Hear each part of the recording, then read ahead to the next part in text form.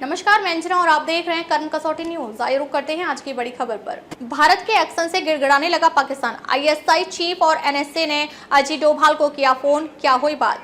पहलगाम में हुए आतंकी हमले के बाद देश में लोगों को बस इस बात का इंतजार था कि आखिर भारत सरकार कब आतंकियों से बदला लेगी और मंगलवार रात भारतीय सेना ने पाकिस्तान के 9 स्थानों पर एयर स्ट्राइक कर इस इंतजार को खत्म कर दिया। भारतीय सेना ने पाकिस्तान के 4 और पीओके के 5 स्थानों पर एयर स्ट्राइक कर आतंकियों के ठिकानों को ध्वस्त किया है और पहलगाम में मारे गए लोगों की मौत का बदला लिया है। हालांकि भारत की इस कार्रवाई के बाद अब पाकिस्तान घुटनों पर आ गया है। गौरतलब है कि भारत और पाकिस्तान के बीच बीते लंबे समय से किसी भी स्तर पर कोई भी बातचीत नहीं हो रही है।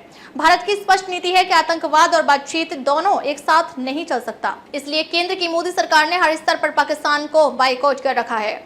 गिड़गिड़ाने जैसी है पाक की हालत। भारत द्वारा किए गए ऑपरेशन सिंदूर के बाद पाकिस्तानी एनएसए और आईएसआई प्रमुख द्वारा अजीत डोभाल को कॉल करना और उनसे बात करना, इसे पाकिस्तान की ओर से मिन्नतें करने के रूप में देखा जा रहा है। इस ऑपरेशन के बाद भारत ने दुनिया के सामने ऐलान किया है कि उसने सिर्फ आतंकवादियों के ठिकानों को निशाना बनाया है और उसका मकसद इस मामले को आगे बढ़ाने का नहीं है। भारत के इस ऑपरेशन के बाद दुनिया के दोनों देशों के बीच जंग की आशंका जताई है।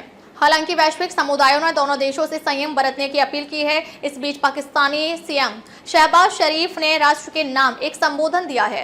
पाक सीएम ने अपने संबोधन में भारत के हमले का जवाब देने की घोषणा की है। उन्होंने अपनी सेना से कहा है कि उन पर पाकिस्तान को भरोसा है और सेना अपने हिसाब से इस हमले का जवाब देगी। उन्होंने कहा कि भारत ने उन पर युद्ध थोपा है।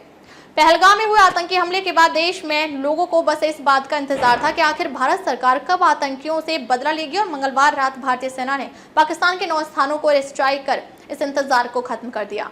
पहलगाम में मारे गए लोगों की मौत का बदला लिया है। हालांकि भारत की इस कार्रवाई के बाद अब पाकिस्तान घुटनों पर आ गया है। इस बीच पाकिस्तानी एनएसए ने भारतीय सुरक्षा सलाहकार अजीत डोभाल से संपर्क साधा है। अब तक के लिए बस इतना ही, फिर मिलते हैं एक ऐसी ही बड़ी खबर के साथ। तब तक के लिए नमस्कार और देखते रहिए कर्म कसौटी न्यूज।